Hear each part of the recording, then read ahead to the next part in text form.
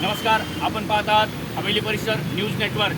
तर आज आणि कालपासून पुण्यामध्ये संततधार पावसाला सुरुवात झालेली आहे आणि खडकवासला धरणातून मोठ्या प्रमाणात पाण्याचा विसर्ग केला जात आहे। तरी हा व्हिडिओ नक्कीच जवळ नदीकाठच्या गावांपर्यंत पोहोचवा।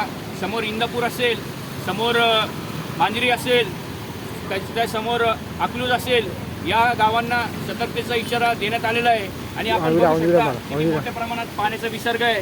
तर जर आज बघितलं की नाल्याचं स्वरूप या नदीला आलेलं होतं आणि आता पुराचं स्वरूप तुम्ही बघत आहात। त्याच्यामध्ये बघा ढोल वाहून जात आहे, त्या ठिकाणी कुत्रा अडकलेला आहे। तर अशा मोठ्या प्रमाणामध्ये पाण्याचा विसर्ग केला आहे। नदीकाठच्या गावांना एकच सतर्कतेचा इशारा आहे की आपण नदीकाठचे जे वाडी वस्ती असेल त्या लोकांनी सतर्क राहण्याची आणि अग्निशामक दल असेल, NDRFचं पथक असेल यांच्या संपर्कात राहावं, एवढीच मी माझ्या माध्यमातून विनंती करेल।